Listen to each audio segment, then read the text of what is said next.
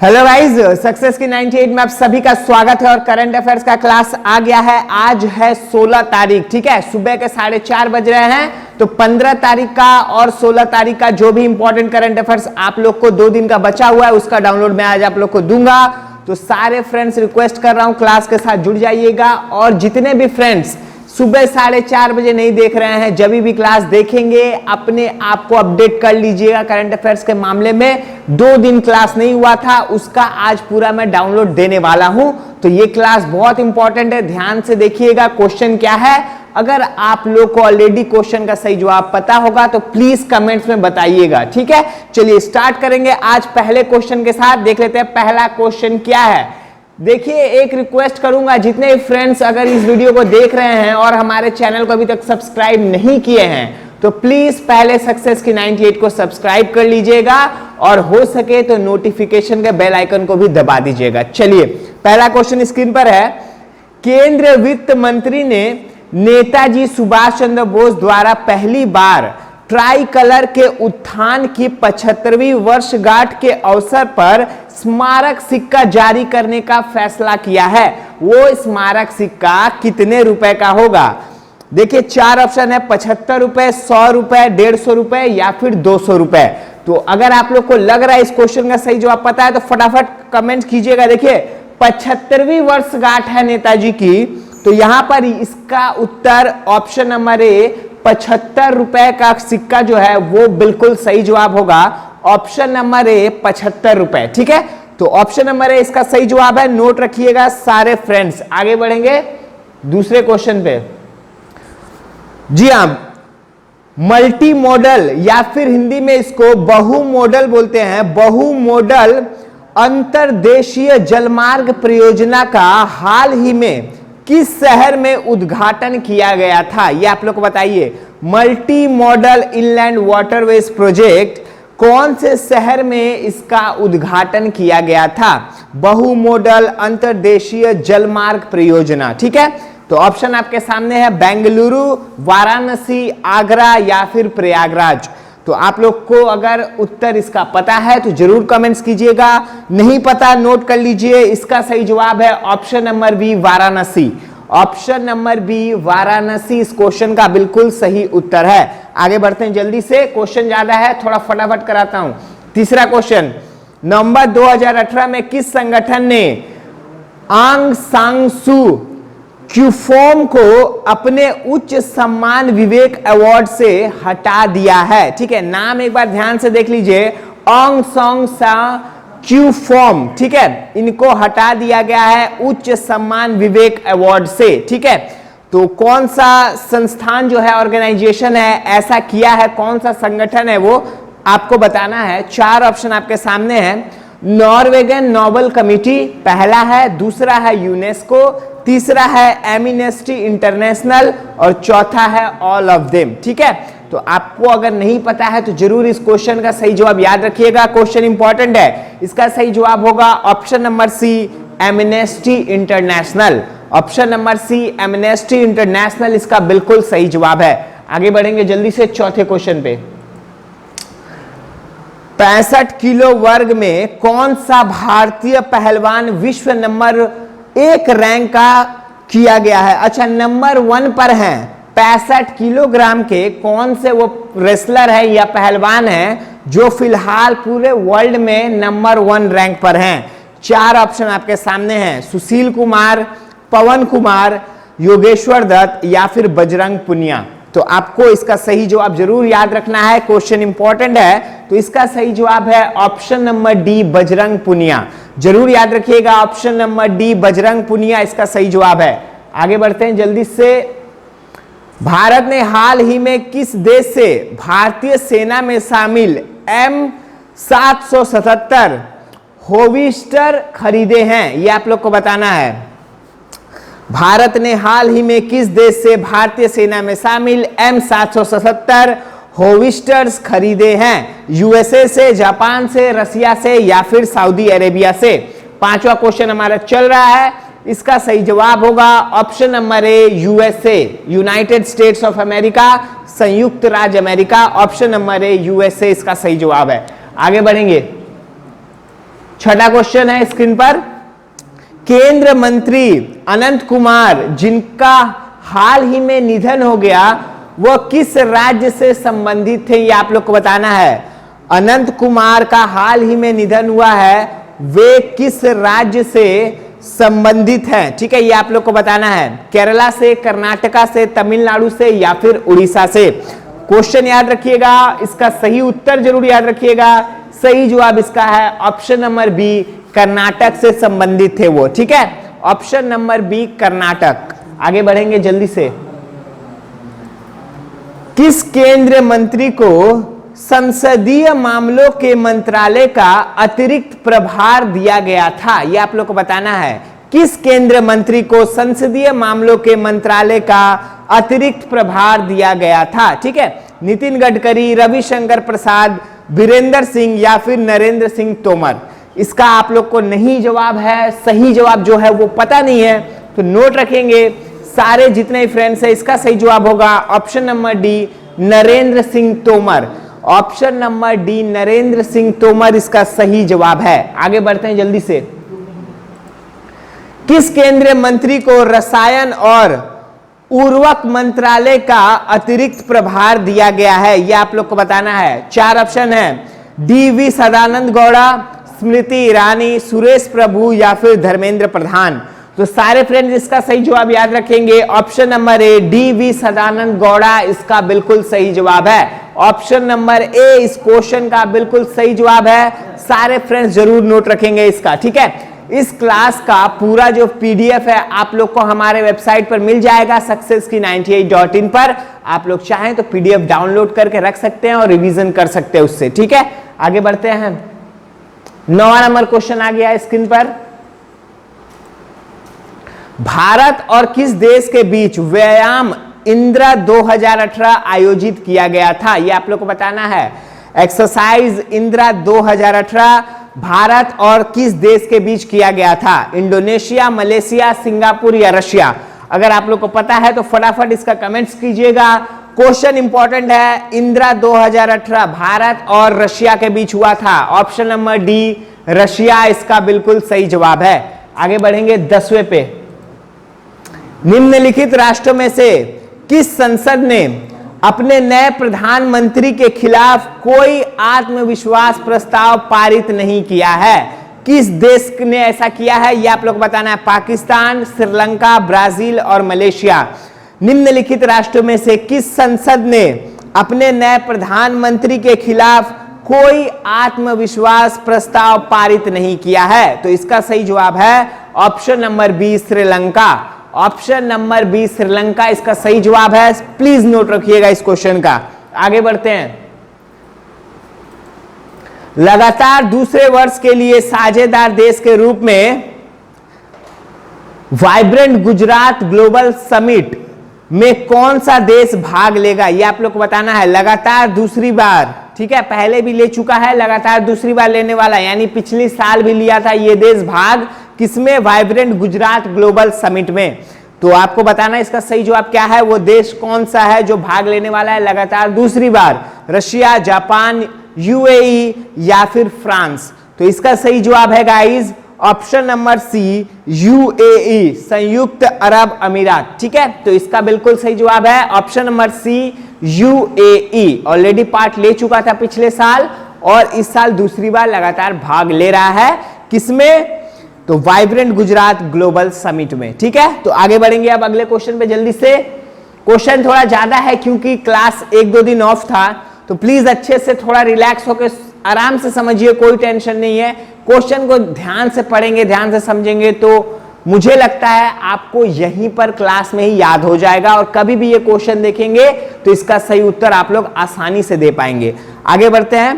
33वें ASEAN शिखर सम्मेलन 2018 का विषय क्या था, ये आप लोग को बताना है। ऑप्शन आपके सामने है, तो इसका सही जवाब मैं दूंगा, आप लोग ऑप्शन पढ़ लीजिए। इसका सही जवाब है, फटाफट कराता हूं, थोड़ा लेट हो रहा है। तो इसका सही जवाब है, जी हम, resilience and innovation. Option number A इसका बिल्कुल सही जवाब है। ठीक है, 33वें एशियान शिखर सम्मेलन का विषय क्या था? तो आप लोग बोलेंगे resilience and innovation, option number A इसका सही जवाब है। आगे बढ़ेंगे, 13वां क्वेश्चन आ गया है, किस भारतीय परियोजना ने भेदभाव पुरस्कार श्रेणी में 2018 यूनेस्को प्रशांत पुरस्कार जीता है? ये आप लोग को बताना है। ये मैंने ऑलरेडी शायद 11 तारीख को या 12 तारीख को कराया था, तो जो भी फ्रेंड्स देखे होंगे फटाफट कमेंट करेंगे इसका सही जवाब क्या होगा। ऑप्शन आपके सामने है, Lamo centre Ladakh, university of Mumbai library building, Ruttonsee Mulji Jetha fountain, या फिर राजाबाई क्लॉक टावर। तो इसका सही जवाब है option number A, Lamo centre of Ladakh. ठीक है, तो जरूर इसका नोट रखिएगा आप लोग, लेमो सेंटर ऑफ लद्दाख। चलिए इसका सही जवाब आप लोग प्लीज नोट कर लीजिएगा, लेमो सेंटर ऑफ लद्दाख था इसका बिल्कुल सही जवाब। आगे बढ़ेंगे, 14 नंबर क्वेश्चन चलेगा स्क्रीन पर। इसरो ने लॉन्च वाहन पर संचार उपग्रह GSAT 29 लॉन्च किया है, यह आप लोग को बताना है। इसरो लॉन्च किया है GSAT 29 एब्रॉड, कौन सा व्हीकल पे, यह आप लोग को बताना है। व्हीकल का नाम आप लोग को बताना है, ठीक है। चलिए देखते हैं इसका जवाब आप लोग को पता है कि नहीं। संचार वाहन का नाम बताना है आप लोग को। यहां पर ऑप्शन आपके सामने है, GSLV MK3, GSLV 2, PSLV 3 या फिर ASLV 4। इसरो ने लॉन्च वाहन पर संचार उपग्रह GSAT 29 लॉन्च किया है, तो कौन से वाहन पर यह आप लोग को बताना है। इसका सही जवाब मैं आप लोग को दूंगा, इसका सही जवाब है GSLV MK3। कभी भी ये क्वेश्चन आएगा, ऑप्शन आप दिमाग में बैठा लीजिए, GSLV MK3 इसका बिल्कुल सही जवाब है, ऑप्शन नंबर ए। आगे बढ़ेंगे 15वां नंबर क्वेश्चन देखने के लिए। अमेरिका स्थित national bureau of economic research यानी कि NBER, देखिए national bureau of economic research का फुल फॉर्म है ये NBER की रिपोर्ट के मुताबिक कौन सा भारतीय शहर सबसे ज्यादा घिरा हुआ है, ये आप लोग को बताना है। सबसे ज्यादा घिरा हुआ कौन सा भारतीय शहर है। ऑप्शन आपके सामने है, दिल्ली, गुड़गांव, कोलकाता और बेंगलुरु। चलिए फटाफट कमेंट्स कीजिएगा इसके ऊपर। कौन सा देश बहुत ही ज्यादा घिरा हुआ है, या हम लोग बोलते हैं कंजेस्टेड है, कौन सा देश भारत का है इनमें से जो सबसे ज्यादा कंजेस्टेड शहर है। ठीक है, सबसे ज्यादा कंजेस्टेड शहर भारतीय शहरों में से इनमें से कौन सा है। तो आप लोग को बता दूं इसका सही जवाब होगा guys Bengaluru, option number D. ठीक है, ऑप्शन नंबर डी बेंगलुरु सबसे ज्यादा कंजेस्टेड सिटी है इन चारों में से। ठीक है, ये यूएस बेस्ड जो है national bureau of economic research के द्वारा ये साबित किया गया है। आगे बढ़ते हैं, ज्यादा बचे नहीं है क्वेश्चन, जल्दी कराता हूं अब थोड़ा। पहली बार द्विपक्षीय नौसेना अभ्यास समुद्र शक्ति 2018, नाम याद रखिएगा समुद्र शक्ति 2018 भारत और किस देश के बीच शुरू हुआ। ठीक है, तो क्यूबा है, इंडोनेशिया है, फिलीपींस है और मालदीव से। ये पहला ऐसा एक्सरसाइज है इन दोनों देशों के बीच, first ever bilateral naval exercise है। ठीक है, समुद्र शक्ति 2018 जिसका नाम है भारत और इनमें से किस देश के बीच हुआ था। तो इसका सही जवाब सारे फ्रेंड्स नोट रखेंगे, सही जवाब है इसका ऑप्शन नंबर बी इंडोनेशिया। ठीक है, तो ऑप्शन नंबर बी इंडोनेशिया इसका बिल्कुल सही उत्तर है। आगे बढ़ते हैं जल्दी से।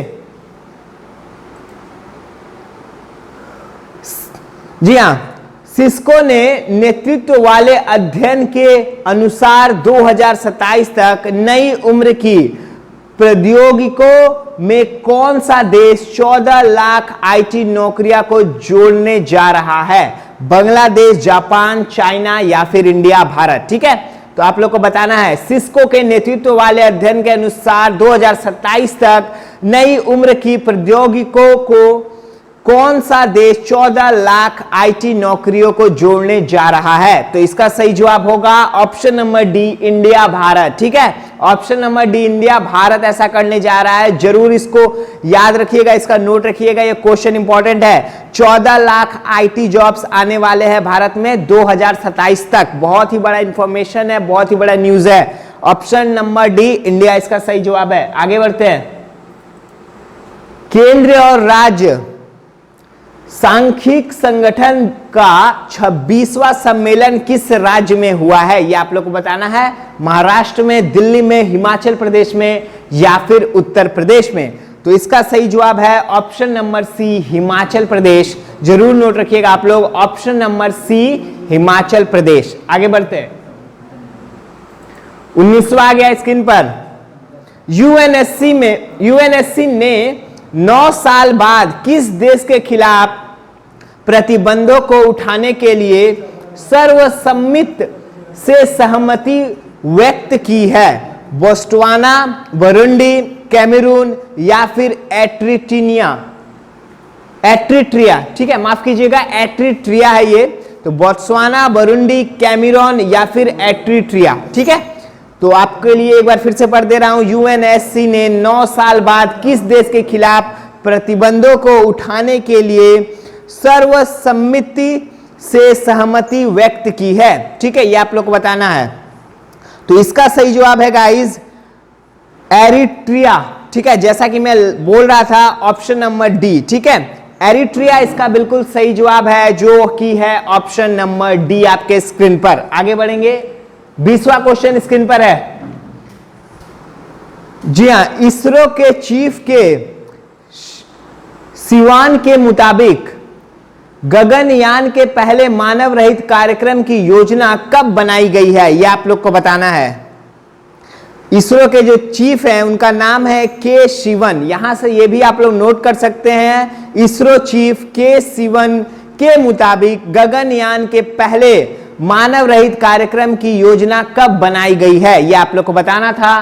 तो ऑप्शन आपके सामने है, दिसंबर 2020, मार्च 2019, जनवरी 2019 या फिर नवंबर 2020। तो इसका सही जवाब है गाइस दिसंबर 2020, option number A. Option number A, दिसंबर 2020 इसका बिल्कुल सही जवाब है।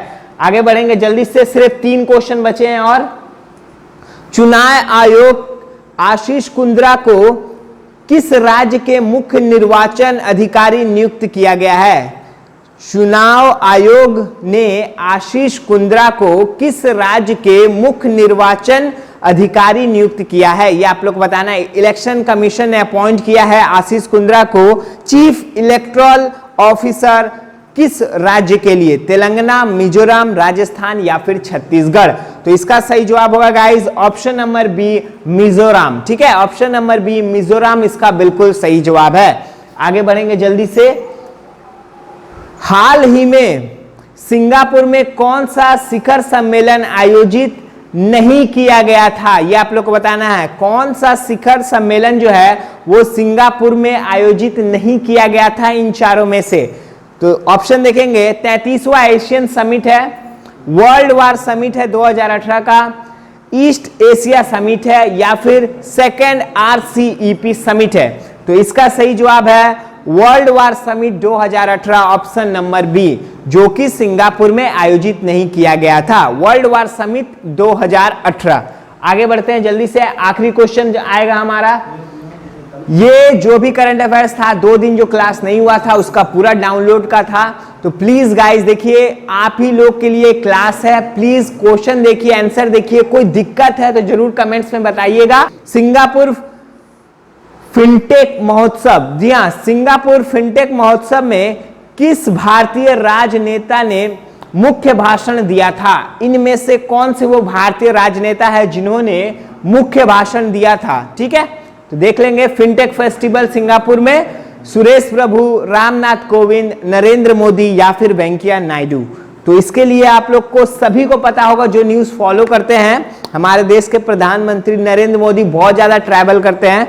तो इसका सही जवाब है option number C, Narendra Modi. जरूर नोट रखिएगा आप लोग, option number C, Narendra Modi इसका बिल्कुल सही जवाब है। अब आप लोग को एक चीज बता दूंगा कि इस क्लास का अगर आप लोग को पीडीएफ चाहिए तो विजिट कीजिए हमारे वेबसाइट पे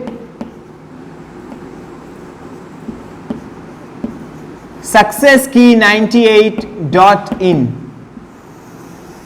ठीक है, successkey98.in को विजिट कीजिएगा और इस क्लास के साथ साथ बाकी के जितने भी क्लासेस मैंने करवाए हैं, देखिए आप लोग को वहां पर जुलाई का पूरा करंट अफेयर्स का पीडीएफ मिल जाएगा, अगस्त का पूरा मिल जाएगा, सितंबर का पूरा मिल जाएगा, अक्टूबर का भी बहुत हद तक मैंने पीडीएफ दे दिया है वहां पर, तो और नवंबर का जितना भी क्लास हुआ है वो सारे क्लासेस का भी पीडीएफ अपलोड किया हुआ है। अगर आप लोग किसी भी एग्जाम का प्रिपरेशन कर रहे हैं तो इन सारे पीडीएफओ को डाउनलोड जरूर कीजिएगा और एक बार रिवीजन कर लीजिएगा, ताकि आपका लास्ट 6 महीना तक का पूरा करंट अफेयर्स का डाउट, पूरा each and every current affairs का डाउट क्लियर हो जाए।